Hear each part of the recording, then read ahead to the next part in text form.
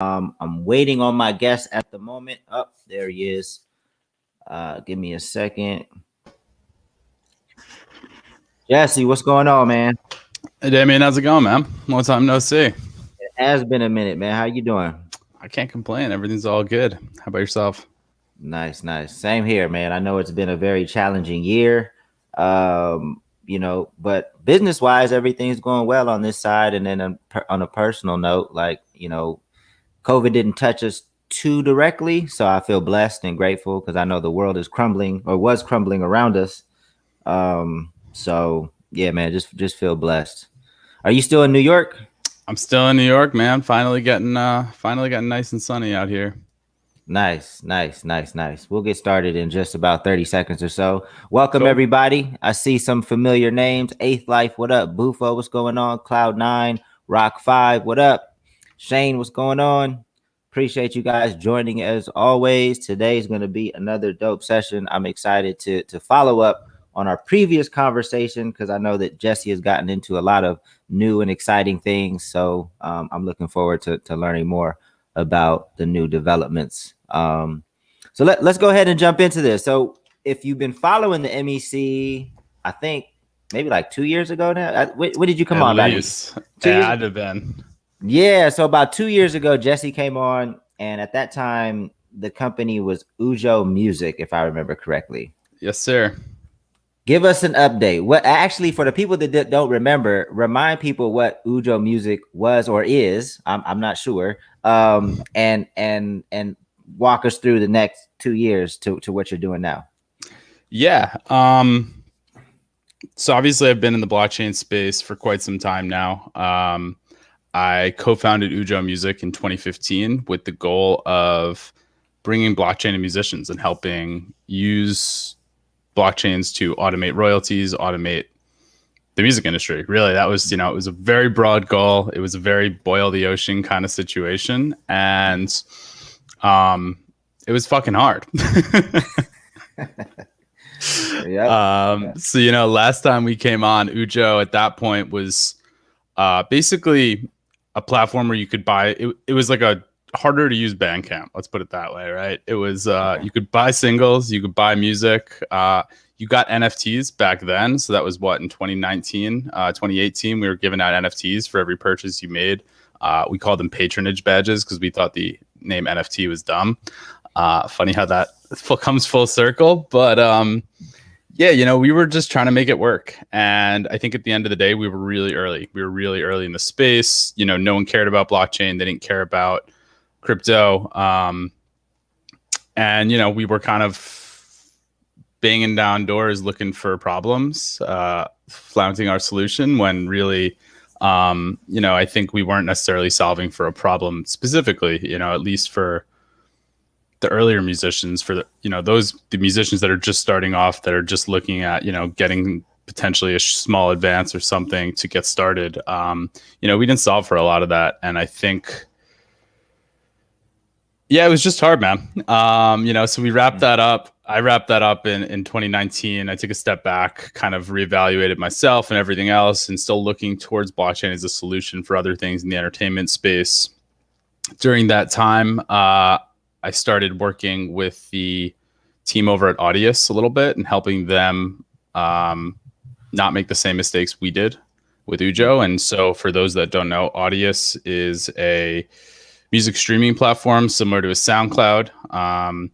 It is totally free. There is no payments in the platform at all, which means that artists are not necessarily getting paid through it for streaming at the moment. But the promise is blockchain again. They've already done a great job using the Audius token to reward users for, I think they do weekly contests for audio. So, they are looking at this much more from like a 21st century, not totally reinventing the music royalties and everything, but saying, hey, there's better systems, there's better ways to access music. And so I was helping the team out with over Audius a little bit. They've grown considerably. They have over, I think, 4.5 million monthly active users. So if artists don't get paid for streams, where does the monetary potential come in at? Yeah. And that's a good question that I will get to in a moment, because I feel like that's kind of the guiding question to all of this is how do we make money in a world where, you know, for the last year there hasn't been touring, there hasn't really been any other revenue sources besides streaming. And so so working with Audius, and then, you know, getting back into crypto, I took a probably a year break from the spending time in all these chats and whatever, and just took a break to kind of get excited about the space again, because you know, being at the cutting edge of things gets to be burned out. You burn out quickly because, you know, you don't know what's right, what's wrong, and it's hard to get kind of validation along the way. But took a break, came back kind of last summer, was kind of playing in the crypto space around with like decentralized finance and those tools. And then in the beginning of this year, we noticed, so basically towards the end of last year, I was, you know, continuing to speak with my friend, Andre Anjos, who's better known as RAC. And so he was one of the first people we worked with at Ujo. We released his album and some NFTs in 2017. And he started doing some audiovisual NFTs in I think at the end of last summer. And so we started, you know, talking more frequently again, and kind of just, you know, seeing what he was doing and what he was trying, because there's no right answer for any of this stuff, right? Like I'm not going to sit here and be like, your guide's making $1 million on NFTs as a musician, right? There is just there's no script yet, because this stuff is totally new. And so Andre's been playing with this stuff since, you know, since 2017. And when he came out with the audiovisual NFTs, I mean, he was setting records. He was, I think, like at like $20,000, and everyone was like, wow, that's, you know, crazy. And then 6 months later, you know, the NFT spike happens and artists are making $1 million in 10 minutes. And so kind of as we saw this thing taking off, we said to ourselves, you know, like, there's a real opportunity to make sure people are doing it right, and to make sure they're not just going after the cash, and they're like actually trying to make art and really push this space forward. And so we've been talking about it. And finally, when Justin Blau did his NFT sale in March, I believe, and made, I think, close to $12 million in a weekend by selling, you know, what essentially was a 2-year-old album with some new album art and like basically this new rapper as an NFT. And, you know, Justin spent months kind of talking to the space, getting buyers excited about it, and really, you know, doing the salesman job, which is tough. And so, you know, it paid off for him pretty bigly. And the music industry all of a sudden woke up, and they were like, wait a second, who's Justin Blau? And, you know, why he's like some, you know, not top artist. Why is he making $11 million? I could do this. We could do this better. And that was what, middle of March, I think. And we kind of just saw this whole thing starting to take off. And so RAC and myself, we said, you know, let's just put our flag in the ground. We have no idea where this is going, but we know how to do this, and we know how to do this right, because, you know, we've spent the last 5-6 years in this community, and the crypto people like us. And if people are going to be doing these NFTs, we want them to take care of the space and to not exploit it. And so we launched 6 in the beginning of March, I believe, with the goal of helping artists explore the NFT space, explore the blockchain space, and try to figure out how to make their own dent in it. And, you know, now to go back to your question of, you know, how do artists make money if there's not streaming? I think we've seen a really challenging year for musicians, right? There's no touring, and touring for the last 10 years has been the bread and butter of the music industry, right? You look at the music industry, the recorded music industry, it's worth what? I think like 18 billion these days. The live events industry is worth 40-50 billion.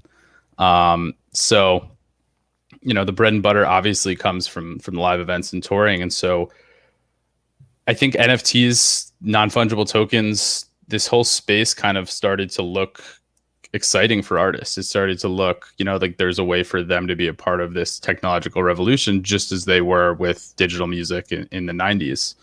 And so, you know, Audius at the moment does not have streaming payments. That plans to change. They plan on doing that, you know, with artists being able to either set their own rates or use some sort of algorithmic rate setter, but essentially putting the artists in control of their own rates and paying them directly to them, similar to the way we did with Ujo.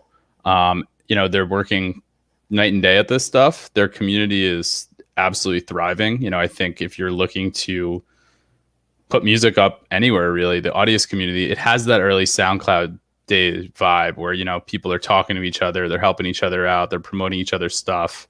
That's the kind of vibe I'm getting from it. And it's exciting to be, you know, just to hop into the Audius Discord and kind of see what's going on, because, you know, there's a really solid group of artists that are really trying to push music forward, while then supporting a platform that's trying to push technology forward. So it's this like beautiful combination of things. And I think, you know, artists that were on Audius from the very beginning before they did their token were rewarded pretty heavily with that token. And now that doesn't happen, you know, every week. They're not just going to do an airdrop every week of this token. But, you know, I think the earlier that you get into this stuff, the sooner you start playing around and experimenting and, you know, stop trying to kind of follow that hype of, you know, becoming the next TikTok song, but like start following, like, where does this stuff go? How does technology push music forward? How does it push our reach, our audience? And that's what's really exciting. And that's kind of the angle we're taking at Six, because we're starting to get all these new tools, this new technology, and the musicians need to start taking advantage of it. And we're kind of there to help guide musicians and kind of put that puzzle together as best as we can at the moment. Right. So, yeah, I mean, so like you said, around March, like there's this huge like wave, crazy announcements of NFTs getting sold at crazy prices. So, you know, it's kind of died down a little bit. And there's always a reward for first movers, right? Like people that are first movers in the space, you always get rewarded. But I think obviously NFTs are here to stay, but what does it look like? So what are some of the, you know, you have Six, which is a creative agency to guide artists through the selling of NFTs. Is that what if an artist comes to you, or it could be anything, right? You know, in the beginning, we were taking all the calls. We were taking calls from the major record labels being like, hey, here's the top 10 songs of the 2000s, make NFTs from them. And we're just like, why? Right? Why do we want to do that? Why does anyone want to buy an NFT of Holla Back Girl from, you know, 2007? Like, you know, like no one wants that. And so we kind of, we've helped artists kind of through the journey, whether it's just kind of guiding them on the actual sale of it or through the creative process. You know, Andre is, as an artist himself, he's really great at speaking to artists and telling them, you know, like to look at this as a new medium, to look at like, you know, when you compose music, at least for him, you know, it's always been in these 2-3 minute sections you're looking at, right? Like for a song, 2-3 minute constraints rather. But with an NFT, you have a 30-second constraint usually, right? So like, how does that change the flow? How does that change the message? Can you express feelings or emotions or a message through 30 seconds of music? Help me understand that piece. Why 30 seconds? 30 seconds is just kind of the kind of standard NFTs have gone through. It's like, you know, in the beginning, a lot of these platforms had file size constraints, and there was like 250 megs or something. So artists, you know, with the audio visual, were trying just to do a 15 to 30 second clip.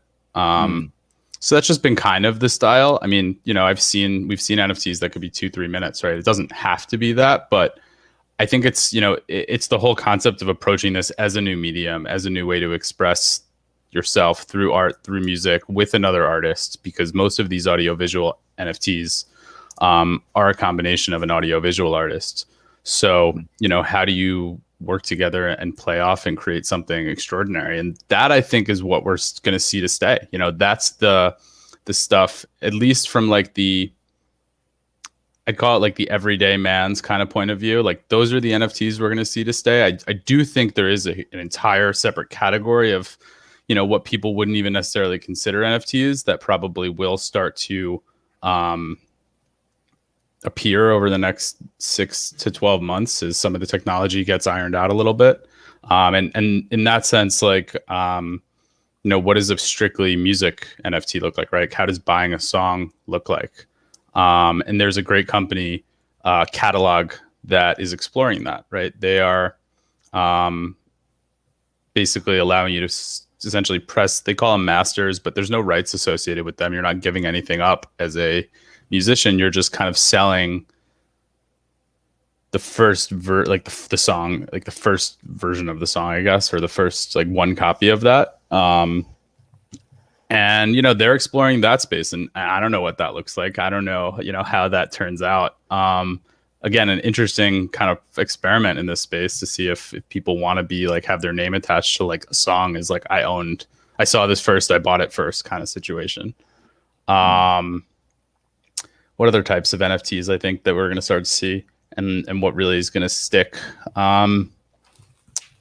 I think that the whole concept of like tickets being NFTs is really interesting. You know, I was just recently cleaning out my room and finding all these ticket stubs, and, you know, wouldn't it be awesome if all these tickets that we've gotten emailed to us over the last 10 years were in your archives of concerts that you could go to, that you've been to, sorry. And what if, you know, because you have that in your wallet, now you get first access to the next show, right? So that's the piece that, you know, was whether you have them in your drawer or whether you have them in some wallet, like nobody really goes back to so to me, it's about creating an ongoing experience that has value. So that piece where you said, okay, maybe if you have this, now you get first access to something else. To me, it's going to be like, what are the experiences that artists are going to create, and what are these NFTs going to give you access to once you have them? Do you just leave them on your computer or wherever, or is there some value to them going forward? That's how I would be thinking about it, I think. No, I mean, you know, I'll say I don't think any way of looking at this is the wrong way, right? Because it is such a kind of limitless field. But you know, to your point, that I think the artists that have really found success and continued success in this space are looking at it as what drives the value forward in the future, because that's, you know, how do you create a secondary market? That's how you create buzz and continue this stuff to keep going. You know, to go back to Justin Blau for an example, he dropped an NFT on Nifty Gateway. It was called Faces. It sold like 4,000 copies or something. But in order to continue, that was kind of during like the boom. And so like when all the flippers were coming in and buying these pieces, thinking they were going to dump them for 2x, and got royally screwed, a lot of them. You know, that he basically said, okay, great. You know what? We're going to take that piece Faces. And if you have 5 copies of that NFT, we're going to basically, I think it was called Operation Melting Faces. And so he basically combined 5 NFTs into one more rare NFT. Right. And so again, like, that's not necessarily a physical in-person experience, but it's another way that they're kind of continuing the value of these things, because they're reducing the supply of them, and they're creating another more exclusive item. But I think for me, it gets really exciting when you can actually create these in-person experiences. And, you know, I think as things start to kind of come back into reality over the next 6 to 8 months, we're going to start to see a lot of this stuff be possible, when it's, you know, whether it's just holding an NFT or a type of token as an access thing as like an early kind of trial of this stuff, to, you know, down the road when, you know, you have NFTs that it came with listening to the album for the first time. Maybe it, you know, maybe you bought it, maybe it was a concert ticket, whatever, but then you get access to the first set of tickets. Then you get access to, you know, the backstage, the meet and greets, whatever it is. I think that's, to me, is like where it gets exciting. And then, you know, we can go down the deeper rabbit hole of what social tokens start to look like, as we're starting to see artists start to play with those as well. Right. So if you were a new artist, because I see a lot of people tried, you know, having these campaigns for NFTs, and they flopped. They fell flat on their face. They weren't successful at all. Where do you think some people are going wrong? Or if it's a better way to answer this question, like if you're a new artist and you really want to authentically tap into this space, you're not looking at it as a quick money scheme. Like, what are some of the things that should be part of your approach to do it successfully? It's a good question. I I would say community. Honestly, it's getting involved in the community. It's getting involved not just in the trading of these shit coins and whatever else people are buying, but it's getting involved intimately in these discords and these places where you're speaking to collectors, you're understanding what the market is looking for. You're showing people before you release them and getting opinions on it. You're not just saying, like sitting in your room and coming out and being like, I made this, why doesn't anyone want to buy it? Right. I mean, that's the same thing with regular music today. You have to have those relationships and those connections to really be able to succeed. And the NFT space is very quickly looking similar. That being said, there's still so much kind of space. The space is still so new that everyone's pretty welcome. All these communities are super nice. If you jump in and they start asking questions, and some of these discords, I'll say some of them could definitely be a little unfriendlier, but there's the great community I'm a part of, which is called Friends with Benefits, and that was started by Trevor McFedries, he's the guy behind Lil Miquela, and he started this token. It's called the social token community. Because he basically came up with the idea. What happened if I take all my coolest friends, put them in a room, and then allow the community to buy into that community as well, right? What's going to happen to the value of the token? Theoretically, the more value this community generates, the more valuable the token should be. But what can we see come out of that? And in that community, we've seen if you jump into the let's see, what is it? It's the NFT channel, I believe. It's like one of our most popular channels. It's people just talking and understanding the space and getting help from people that have done it before. I think collaborating with other musicians, if you're a musician and you collaborate with graphic artists that have already done some NFTs, that's a great place to start. Because you're then tapping into their fan base. I think going out and buying an NFT that doesn't have music and maybe making some backgrounds to it and then sending it back to the artist just to see what they think, or, potentially even collaborating and re-releasing it. Like, those are the kinds of things that I think will really help you kind of step into the space quickly. I think an example of that is someone like Dylan Francis, the electronic artist. He wanted to get into the space. He was kind of looking around. He found an NFT he liked. It was this kind of amateurish 3D rendering of this girl throwing her phones, and he just hit her up and he's like, hey, if you ever need music for any of your NFTs, just let me know. I'm happy to do something because I love your stuff. And 2 weeks later, they released an NFT together. So it's that community that I think it feels really encouraging. It feels like everyone's supporting each other. Because this is a new space and it's a new, there's no right or wrong answers at the moment. There's, how that translates to money definitely can be up for personal opinion, but there's no right or wrong answers right now. Right. Where do people find some of these communities? Because some people are probably listening to this like, okay, I want to be a part of the community. How can I, where should they find them?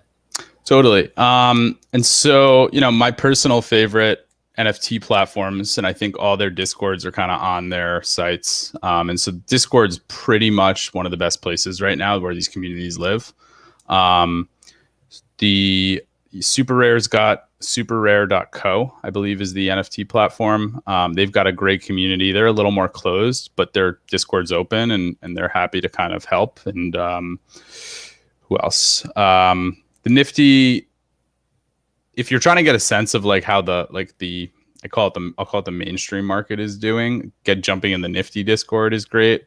The Nifty Gateway Discord. Other great communities for this, Friends with Benefits is a great one. We have I think there's like 600 or 700 people in there, and that's gated. I think I'm not 100% sure what the fee is right now, but it's basically you buy the token and you get access to the community, and because you have that gate, the quality of individual inside the community is much higher.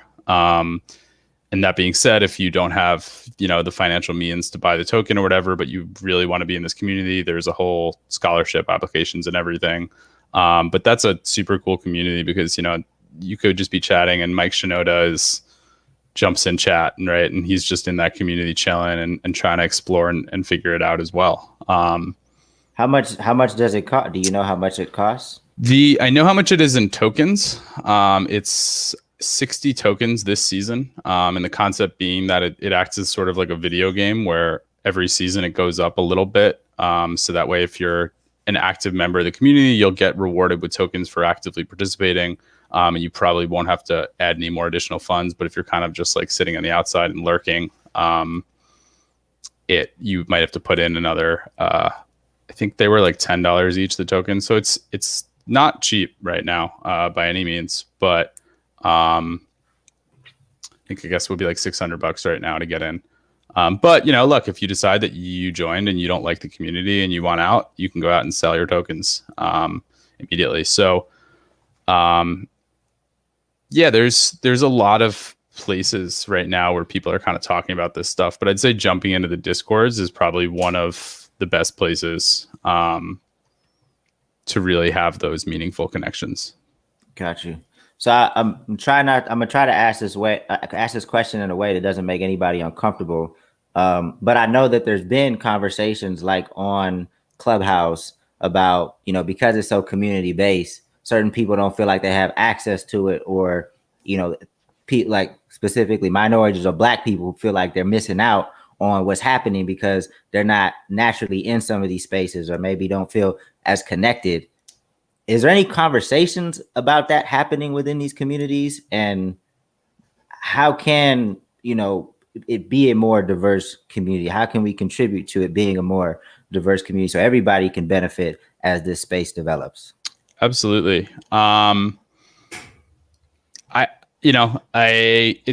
It's a hard one. I think diversity and trying to get, making everything all inclusive is difficult. I know Friends with Benefits does have that scholarship, and they give it out, with some frequency because we don't want to disenfranchise anyone.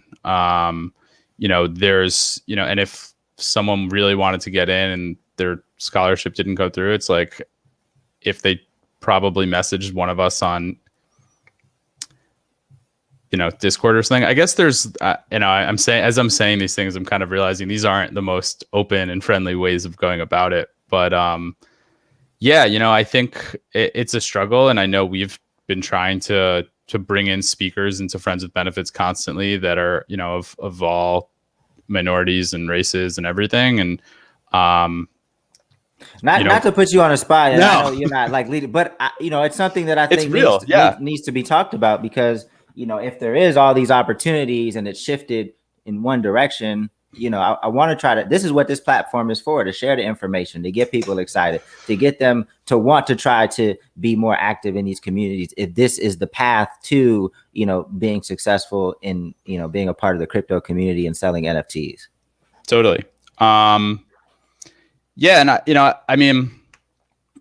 I don't have a good answer, honestly. I know Friends with Benefits they are very conscious of diversity and of making sure that the spaces that stays like I'll call it a safe space. But it's, if there's ever been kind of like any type of arguments or people acting out of line, like it's an immediate ban. We don't, just because you have the tokens doesn't mean you deserve to be a part of the community. You still have to treat everyone with respect. You have to. We have a whole ethos of it, or a manifesto, I should say, that like we try to embody with the community. And if we ever see that shit, we immediately call it out, and we immediately, if the person isn't apologetic, or even if they were just misconstrued, that and aren't apologizing, it's like then they might need to find a new community. But we welcome everyone. And I'm sure you do. And sometimes that's not even what it's about, right? Like, yeah, we welcome everyone, but unless you have somebody that's different in the room, you don't kind of look around and be like, well, everybody in here looks like me. I'm not looking for, I know you welcome everyone. I know you're a good dude. But sometimes people feel excluded, even if the group seems welcoming. Like there still are some barriers to entry, and I just think it should be a conversation that should be thrown into the mix if it's not if nobody there is starting the conversation, because I just think it's important, because from what I've seen it's more it's definitely like EDM, and it's definitely genres and circles that aren't as diverse being super successful in the space, and I just would like to open it up and educate people on what's going on. But no, 100%. And it is a conversation that we do have with some frequency. Trevor, who started the group, he's a minority. It was started by a black guy. And I think the group isn't just electronic musicians. It's not just musicians. It's all creatives, and so that brings with it a very diverse group of people. And so, it's funny because I haven't really even thought about it, because it has, I think it is a diverse enough community, and I've never done enough deep dive into that, to be totally honest with you. But I think I would love to get you in there and get your take on it. Because if we can make it better, then that's what we're trying to do with all of this stuff. And I think the crypto community tries to follow that, and I hope it does as much as it can. And, call this shit out. I mean, crypto Twitter will.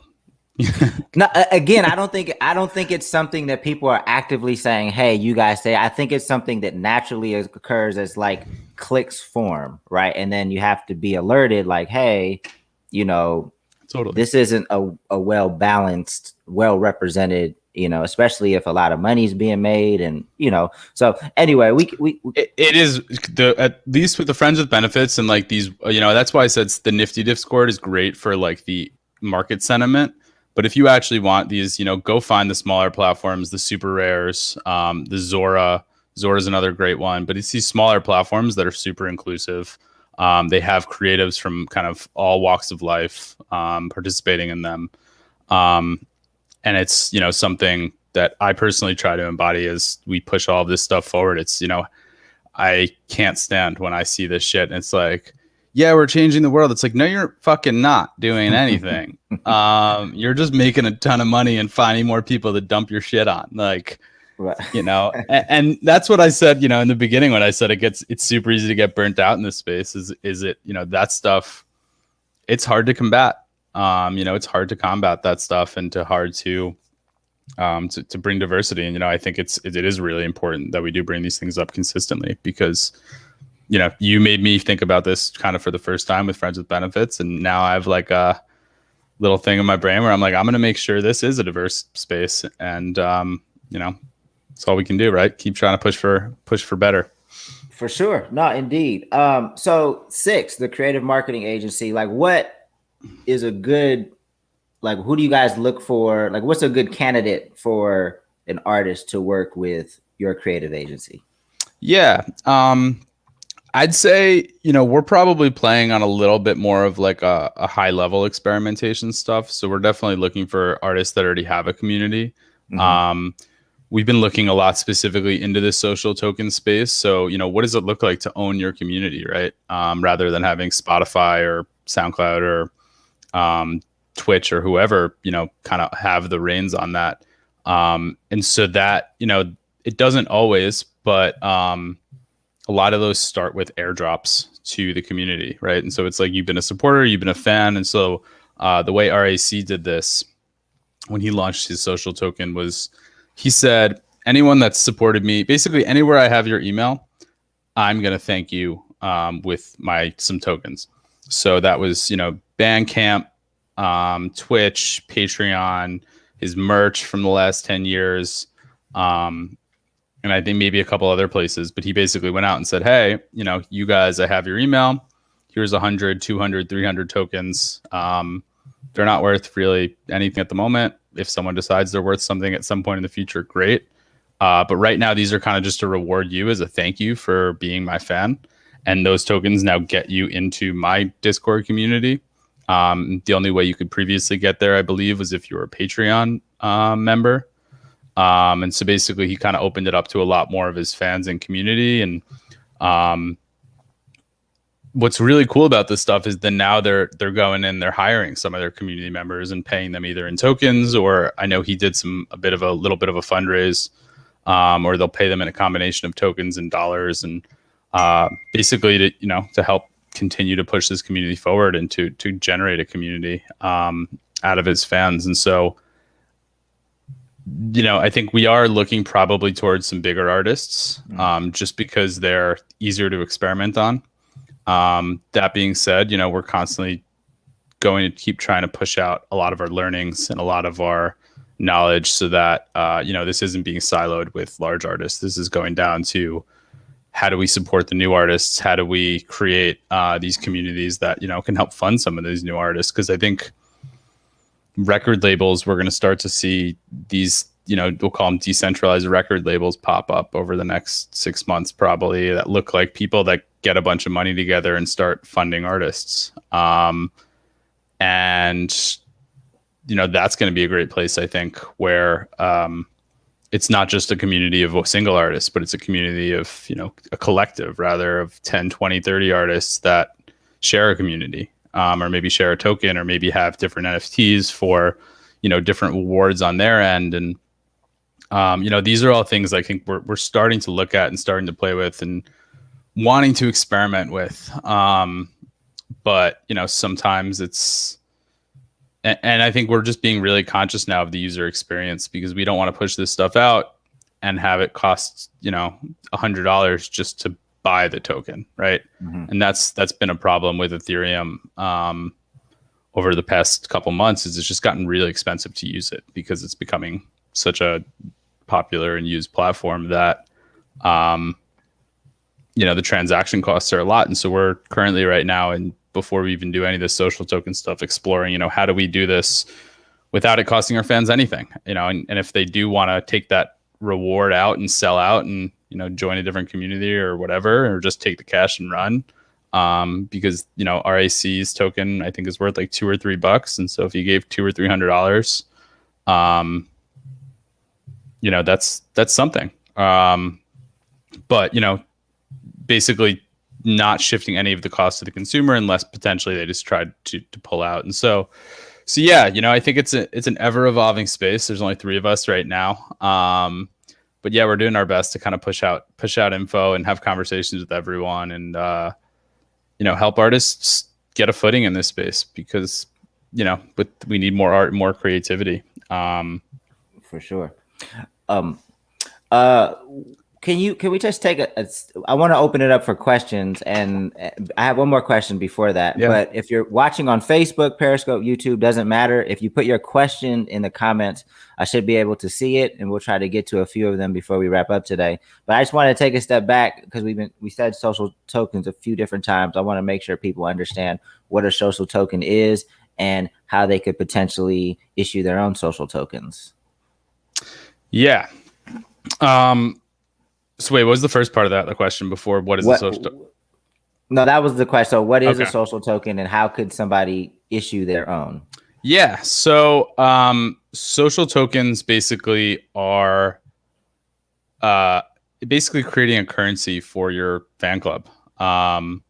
And right now there's a couple different platforms. I would say the biggest is rally.io.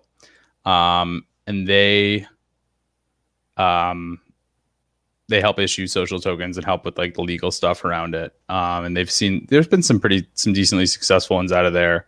There are definitely some smaller ones as well. I'm sure some people listening to this are thinking, I could just do that on Binance and all of that stuff for free. And you probably can. I just don't know enough about that blockchain to be totally vocal about it. But yeah, I mean, Rally is probably one of the biggest platforms on Ethereum. But I'd say before launching your own social token is to know what you're getting into. It's one thing to talk about this, to buy the stuff, to joke about trading tokens and stuff. But once you start issuing your own, and I believe Rally helps with some of the legal stuff, but you have to be careful that you're not misconstruing these as securities, because you can't just create a social token, give it to 100 people, and then dump it all onto them. You're probably going to start to raise some flags in terms of securities laws. So I would say be careful and know what you're getting into before you do any of this stuff, and participate in a social token or two. Don't just go out and say, hey, I want to make $1 million. I'm going to launch a social token, because there are platforms where you can create tokens in 5 seconds. But yeah, jump into one of these discords and try to, understand the flow, because you have to set all this stuff up right now. It's going in there, it's setting up the bots that check for the tokens in your wallet. It's setting up the spam bots so that your community members aren't constantly getting hit up by people asking them to send them free crypto, and all the other fun crypto scams that happen constantly in this space. But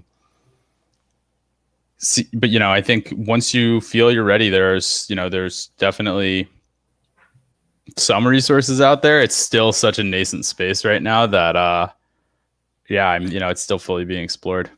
So we essentially, the Music Entrepreneur Club could essentially issue social tokens, and if you have one of these tokens, it could give you access to our Discord. Still isn't set up. I mean, we have a Discord, but there's not much going on in there right now. But we essentially can issue these social tokens, and they can give you access to different things potentially. Correct? Yep. Like it could be the archive. Like if you've, this is where it starts to get exciting, and it's not, some of this stuff isn't totally built out yet, but the tools are kind of starting to come online. But it's like, let's say you're listening to this one right now. Maybe you get access to everything, an archive of this. I know they're all on YouTube, but, it's like, how do you basically start to gate things in a way that's not gating against, like, that's not safeguarding knowledge, but it's also valuing your knowledge for what it's worth. Right. Because that's a hard thing to do. And I think in music, especially, because everyone in music constantly undervalues themselves. Cool. All right. So we do have some questions come in. Yeah. Actually, this is a question that I want to know your thoughts on, because it seems super scammy to me. What are your feelings on BitClout? Yep. I probably have the same feelings as you. I mean, look, it's an interesting project. I don't like how they made it opt out instead of opt in, where they took, the top 3,000 or 10,000 people on Twitter that they thought would do well and just made them accounts without even them approving it. So that's shady, right? I haven't touched it really. I haven't, verified my account or whatever it is. I don't love it. Is it going to do well? Probably. If people are going to make money on it, definitely. Does it feel like a total scam? Yeah, kind of. Yeah, it seems pretty weird. All right. So again, if you have some questions, please put them in the comment section. If you don't have any questions, I'm going to ask a very selfish one at the end. So give me your questions, and if I don't see, I'll just go ahead and ask myself this question. So I'm working on a project called 1 Week Notice. 1 Week Notice is a project where we fly 6 artists out to create a project in a week, hence the name 1 Week Notice. Sick.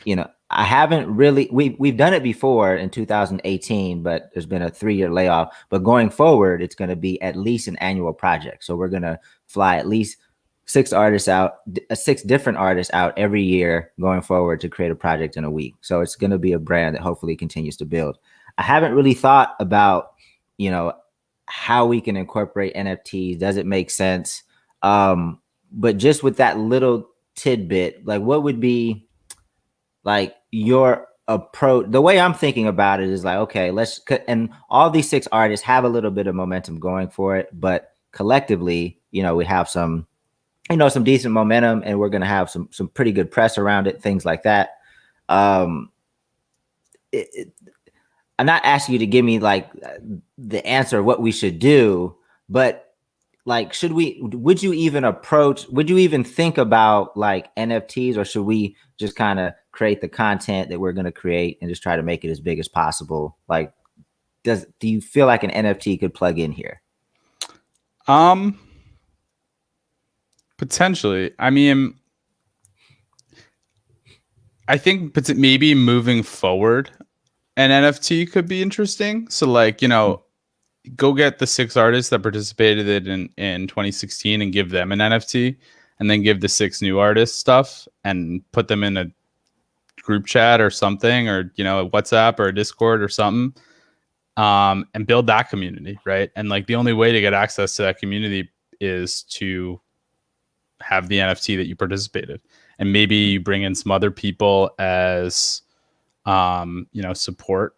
I don't know, like if there's people that you think could really be assets but maybe aren't, don't fit the project specifically. There's definitely something there. Yeah, you actually, through our conversation, you've given me some ideas to think about, earlier in this conversation. So I think there's something there. I just gotta, going back to what we talked about before, like how can this be something that's authentic, genuine? I'm in some of the Discord, but I can't really say I'm tapped into the community like that. It's hard. It's hard to be involved, but I'm sure you got tons going on, and it's, if you have a full-time job, being part of, following some of these Discords is fucking difficult.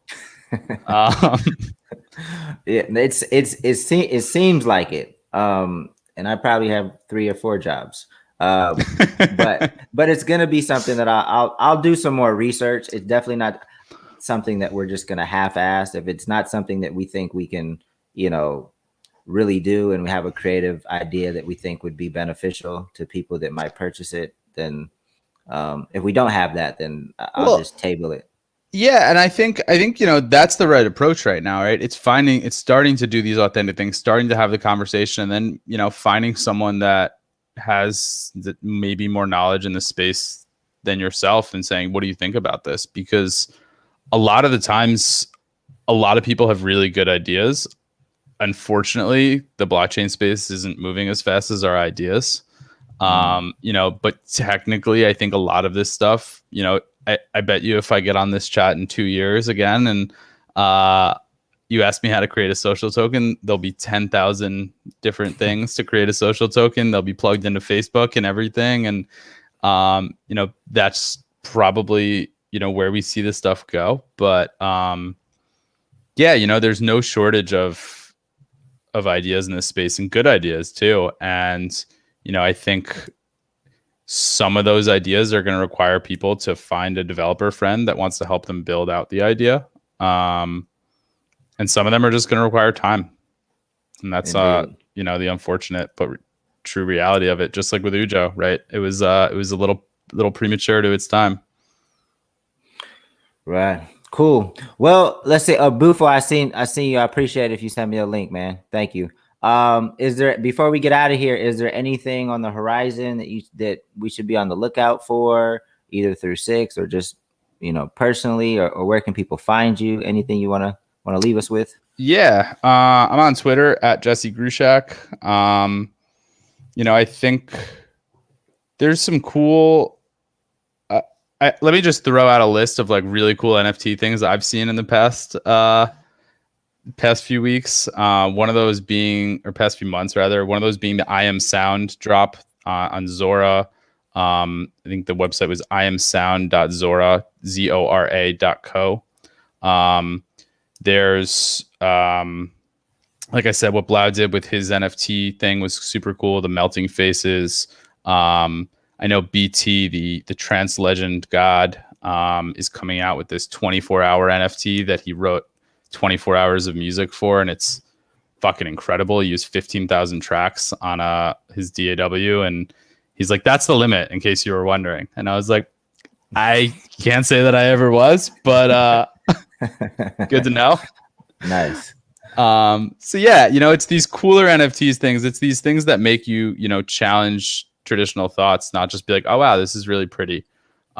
Those are what I think is gets me most excited about this space. But hit me on Twitter, hit me, if you have any questions, I'm hit my DMs. They're open, I think. And always happy to help people explore this space. Dope. Well, I appreciate you joining us once again. Thank you, sir. I know it's been almost 2 years, but you're just going through the process of being an entrepreneur, and it seems like you're finding your footing, and you know, I think as an entrepreneur, as long as you stay proactive, you're smart, continue to network, you eventually find kind of where you're supposed to be. Couldn't agree more. So cool. Well, thank you. Everyone else, you guys have a session on Thursday with DJ Payne 1. And I think next week, once again, I forgot who's coming on, but it's going to be another dope discussion. Jesse, thanks again, man. Damien, my pleasure. I'll be in touch. Peace.